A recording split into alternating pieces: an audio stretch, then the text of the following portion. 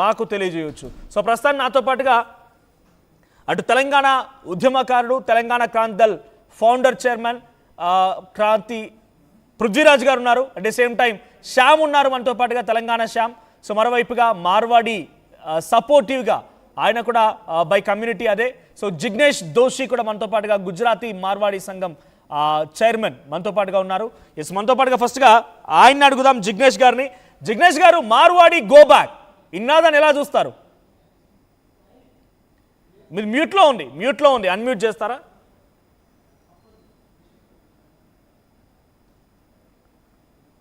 Right, మాట్లాడండి. Marwadi go back ఎలా చూస్తారు?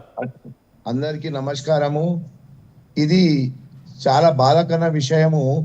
ఒక 10 రోజుల నుంచి ఇవి నడుస్తున్నాయి, గుజరాతీ మార్వాడి గో బ్యాక్ అని. మేమందరికీ 2 చేతులు పెట్టి నమస్కారం పెడుతున్నాము. మనం మంచిగా ఇన్ని సంవత్సరం నుంచి కలిసిమలిసి ఉన్న అట్మాస్ఫియర్ లా ఇట్లాంటి ఒక్కటిద్దరి వల్ల ఈ మొత్తం ఒక జాతికి చెడ్డ పేరు తీసుకొచ్చే అధికారం ఎవరికి లేదు. మేము మళ్ళా మిమ్మల్ని చెప్తున్నాము, గుజరాతీ మార్వాడి ఎక్కడైనా బిజినెస్ తప్ప వేరే దాంట్లో పోయేది అలాది. మీరు హిస్టరీ చూసుకోండి, గుజరాతీ మార్వాడి ఎప్పుడు బిజినెస్ తప్ప ఫ్యామిలీ తప్ప ఎక్కడ పోయేది ఉండదు అలాది.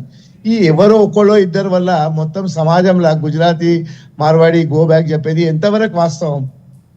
దీని వెనుకకు మీరు కుట్ర ఉంటే, మీరు ఒక్కటి ఇద్దరితో కొట్లాడైతే, ఏమైనా పంచాయతీ ఉంటే కూడా అది అక్కడక్కడ తిప్పుకోవాలి. పోలీస్ డిపార్ట్మెంట్ ఉంది, పెద్దోళ్ళు ఉన్నారు, అన్ని ఉన్నారు. అసలు వాస్తవం దీని వెనుకకు అసలు వాస్తవం ఇది ఎక్కడికి వెళ్ళి స్టార్ట్ అయింది, అది ఎందుకు ఎవరు మాట్లాడతలేరు దీని సంగతి? మీకు ఐడియా ఉందా ఎక్కడి నుంచి స్టార్ట్ అయింది ఉద్యమం అనేది? ఇది పోర్ట్ మార్కెట్ లా ఒక కోఠారి అని బిజినెస్ మ్యాన్ ఉన్నారు. ఆయన దుఃఖం ముంగట ఏదో కారు నుంచి గొడవ అయితే సరే, ఎవరైనా షాప్ బిజినెస్ చేసేటోళ్ళు వాళ్ళ ముంగట పార్కింగ్ లో ఏదైనా చిన్న విషయం ఉంటే అక్కడక్కడ చూసుకుంటే చేసుకోవాలి. దాని తర్వాత ఆయన ఏం చేసిండు, ఏదో మాట ఎక్కువ అయితే, ఇప్పుడు మేమైతే ప్రెసిడెంట్ కానీ మా సమాజ పెద్ద మనుషులు అయితే మేము ఏమైనా కూర్చోబెట్టి చదవబెడతాం. ఇట్లాంటి చిన్న పూరలు యంగ్ జనరేషన్ ఉంటారు, నువ్వంతా నేనంతా అని ఏదో ఇద్దరితో సపోర్ట్ 2 చేతులతో అవుతుంది సార్, ఒక్క చేతులతో ఎప్పుడు సపోర్ట్ కాదు. కులం ప్రస్తావన వచ్చింది జిగ్నేష్ గారు, మాట్లాడుకొచ్చారట. అదే దానికే చెప్తున్నా సార్. ఇప్పుడు ఆయనకు కానీ నీకు ఎవరికైనా గొడవలు అవుతాయి, ఎవరితో జాతితోనవుతుంది, అలా వీళ్ళతోనవుతుంది, రేపు యాదవ్తోనవుతుంది, ఎల్లుండి ఏమో బీఆర్ఈ వాళ్ళతోనవుతుంది, యూపీ వాళ్ళతోనవుతుంది. ఇది జాతికి సంబంధించి మనిషితోని ఉన్న గొడవ జరిగింది.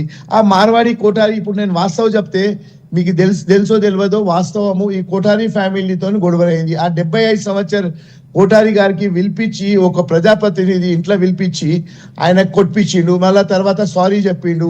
ఈ మాట ఎందుకు ఎక్కడ వస్తలేదు? మేము ఎప్పుడైనా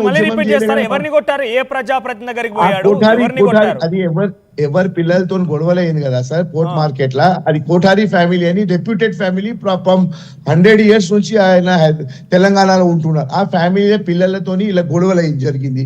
ఈ గొడవ జరిగే వరకు సరే, తర్వాత కూర్చోబెట్టి పెద్ద మనిషి దగ్గర పిలిపిస్తే ఒక ప్రజాప్రతినిధి ఇంటికి పిలిపించినారు.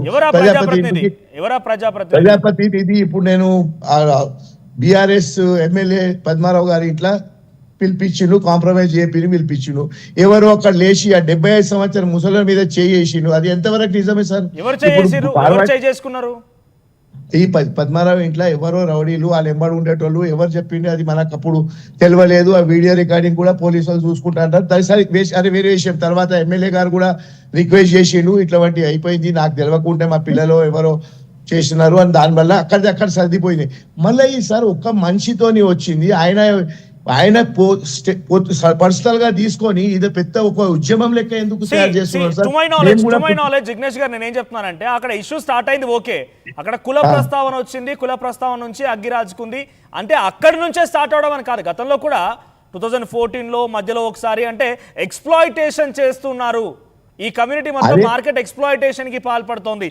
నిన్న కూడా చాలా మంది కాలర్స్ ఆర్టీవీతో మాట్లాడుతున్న సమయంలో కూడా చాలా విషయాలు పంచుకున్నారు. మమ్మల్ని ఇట్లా ఎక్స్ప్లాయిట్ చేశారు, మార్కెట్లోకి రానివ్వడం లేదు, మేము బిజినెస్ చేస్తే చేయనివ్వడం లేదు, రకరకాలుగా ఎక్స్ప్లాయిటేషన్ గురించి కూడా మాట్లాడుతున్నారు. ఇది ఒక ఉద్యమంలా జరుగుతోంది. ఇప్పుడు ఒక ఇద్దరు మేము అందరినీ 2 చేతులు పెట్టి దండం పెడుతున్నాం సార్. మాకు ఎవరితో గొడవ లేదు. Gujarati Marwadi community is a peace community. మీరు ఎప్పుడైనా గాంధీజీ, సర్దార్ ఈ రజాకార్ నుంచి మనకు ఉద్యమంలా ఎవరు తెచ్చారు సార్? సర్దార్ వల్లభాయ్ పటేల్ రజాకార్ నుంచి తీసుకొచ్చినప్పుడు తెలుగు, ఆంధ్ర, తెలంగాణ, గుజరాతీ మార్వాడి అని మనకు తీసుకొచ్చినా సార్? ఇప్పుడు మోదీజీ ప్రధానమంత్రి ఉన్నాడు, ఆయన నేను గుజరాతీకి ప్రధానమంత్రి, మార్వాడికి ప్రధానమంత్రి, వేరే జాతికి లేదని ఎప్పుడో చెప్పారా? అమిత్ షా ఎప్పుడైనా చెప్పారా సార్ దీని గురించి? అరే నాదే ఎగ్జాంపుల్ చెప్తున్నాను సార్. నేను పుట్టింది పెరిగింది తెలంగాణలో.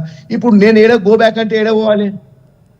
నా బ్రదర్ కి అడుగుతున్నారు, ఎవరు గో బ్యాక్ అంటున్నారు. నేను నా జన్మభూమి కర్మభూమి ఇదే మాత్రం ఒకరిద్దరు చేయడం మూలంగానే జరుగుతుంది అనుకుంటున్నారా? లేదు సార్, ఇప్పుడు ఒక మాట చెప్తా. Marwadi Gujarati community business sir. మేము పొద్దుగాల లేస్తే మా బిజినెస్ తప్ప మాకు వేరే ఎటువంటి ఆలోచనలు ఉండయి.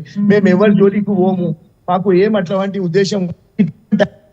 సరే ఒకళ్ళు ఇద్దరితోని పర్సనల్ గా ఏదో కావచ్చు, అది కూర్చోబెట్టి ఈ మొత్తం కులంకి దానికి తీసుకొచ్చేది ఎందుకు సార్? దీని మధ్యలో మాకు రిక్వెస్ట్ ఒకటే, ఇప్పుడు పొద్దుగాల లేస్తే నిన్న కూడా విన్నారు, ఆ గుజరాత్ వాళ్ళు ఇట్లా చేస్తూ మార్వాడలు సమోసా అమ్ముకుంటారు. అదే చూడండి సార్, మార్వాడలు కానీ గుజరాత్ వాళ్ళు సమోసా జిలేబీ అమ్ముకొని ఇవాళ బంగారం షాపులు అవి ఇవి చేసుకుంటున్నారు. అంటే ఇప్పుడు నాకు చెప్పండి సార్, ఎవరు తెలంగాణలో ఏ మనిషి అని చూపెడతారా? వాళ్ళకు పొద్దుగాల నుంచి సాయంత్రం గుజరాతీ మార్వాడితో సంబంధం లేని ఉంటారా మనిషి? ఇప్పుడు నిన్ననే ఒక ఎగ్జాంపుల్ చెప్తున్నా, గంగపుత్ర సంఘం వాళ్ళది బోనాలు ఉండే, మమ్మల్ని పిలిచినారు, మేము హోర్డింగ్లు పెట్టినాము గుజరాతీ. నేను గుజరాతీ సమాజ్ అధ్యక్షుని, నేను అట్లా అనుకుంటే ఎందుకు బేస్తుల దాంట్లో నేను ఎందుకు పోవాలి, నాకేం సంబంధం అని అనుకుంటే. ఇప్పుడు మొన్న యాదవ్ వాళ్ళది సదర్ ఉంటుంది, సదర్లో మమ్మల్ని పిలిపించి సన్మానం చేస్తారు, అన్ని చేస్తారు. ఎందుకంటే ఆ కులం జాతి పట్ట కాదు, అందరు ఒకరు కలిసిమంచి ఉండాలి అని చెప్పేసి ఆ ఉద్దేశంతో ఇది ఒకటి ఇద్దరు చెడ్డగొడితే దాన్ని మొత్తం జాతికి అట్లాంటి మాట మాట్లాడేది ఎంతవరకు? ఒక్కసారి జిగ్నేష్ గారు మీ పాయింట్స్ రేజ్ చేస్తాను. సో పృథ్వీరాజ్ గారు, ఒకరిద్దరు చేయడం మూలంగానే ఈ గొడవలు జరుగుతున్నాయి.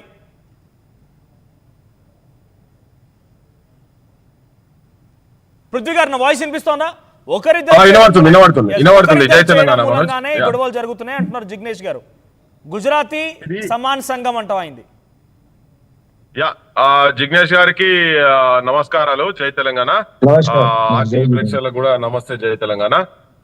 ఇవి ఒకరిద్దరితోనే అని మీరు అనుకుంటున్నారు కదా, దీన్ని కొంచెం మీరు అధ్యక్షుడు కాబట్టే మంచిదైంది మీరు దీంట్లో వచ్చిండ్రు.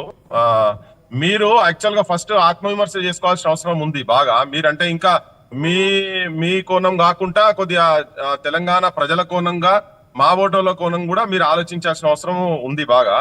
సో ఇది ఒకరిద్దరితో వచ్చింది కాదు, ఎప్పటి నుంచో రగులుతున్నది, ఈ నిప్పు లోపల రగులుతున్నది. మీ దాకా వచ్చిందో లేదో మాకు ఎరకలే, కానీ ఇప్పుడు మీరు మాట్లాడుకుంటేనే అంటున్నారు ఇది ఏదో ఒకరిద్దరు జాతికి సంబంధించినటువంటిది, మొత్తం జాతి మీద ఎందుకు రుద్దుతున్నారని. జాతి మీద రుద్దాల్సిన అవసరం మాకు కూడా ఏం లేదు. కాకపోతే మీరు జాతులు మాట్లాడిండ్రు కాబట్టికనే, అక్కడ ఉన్నోళ్ళు జాతులు మాట్లాడిండ్రు కాబట్టికనే, అరే తూ నీచా జాత్ కా అని తెలంగాణకు సంబంధించిన మాలా కులస్తుల మీద నీచా జాత్ అని చెప్పని మాట్లాడిండు. మీరంటున్న సదర్కు మావులని పిలుస్తారంటే అది మా గొప్పతనం, మా తెలంగాణ యాదవుల గొప్పతనం. మిమ్మల్ని సదర్లకు పిలిచి మిమ్మల్ని గౌరవించి మిమ్మల్ని సన్మానం చేస్తున్నారు. కానీ మీరు మాకు అంటే మా జాతుల మీద మీరు మాట్లాడేది ఏంటిది? అరే తూకాయరే దూద్ పేసిన వాళ్ళ అని మాట్లాడింది. సో జాతులు అనేది మీరు తీసారు కాబట్టే అది ఆ పంచాయతీ అక్కడ దాకా పోయింది. మీరు మామూలు ఎక్కడో పార్కింగ్ దగ్గర చిన్న గొడవ కనుక జరిగేది ఉంటే అది ఇక్కడ దాకా రాదది. మీరే కులాలు జాతులు మాట్లాడిన కాబట్టినే ఆ జాతుల వాళ్ళందరూ మేల్కొన్నారు. భారతదేశం అంటేనే జాతులు, విభిన్న జాతులు, విభిన్న కులాలు. మీ జాతికి సంబంధించిన వాళ్ళు వచ్చి తెలంగాణలో వేరే జాతులను ఎవరు పెళ్లి చేసుకోరు కదా.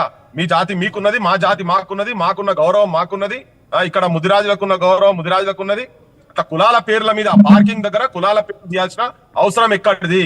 అంటే మీ మానసికంగా మీ తలకాయలల్లా ఆ పిల్లలు ఎవరో కావచ్చు, ఆ కొటారి ఫ్యామిలీ కావచ్చు, ఎవరో కావచ్చు, వాళ్ళ తలకాయలల్లా నిండిపోయి ఉన్నది మొత్తం ఆ జాతి అహంకారం ఏదైతుందో ఆ అహంకారం ఈ తలకాయలలో నిండిపోయింది కాబట్టి ఇలా తెలంగాణ సమాజం మొత్తం మేల్కొంటున్నది. ఎందుకు మీరు ఇంత అవమానకరంగా జాతుల పేర్లు పెట్టి మీరు ఎట్లా మాట్లాడతారు? మీకు ధైర్యం ఎక్కడిది? ఇది మీ అహంకారం ఏంది? మీ పైసల అహంకారమే అని జనానికి ఇక్కడ అంటే ఇది ఓవర్ నైట్ వచ్చింది కూడా అని చెప్తలేం. ఈ దాడులు ఆల్రెడీ జరుగుతున్నాయి. ఈ దాడులు నేను మొన్న రీసెంట్ గా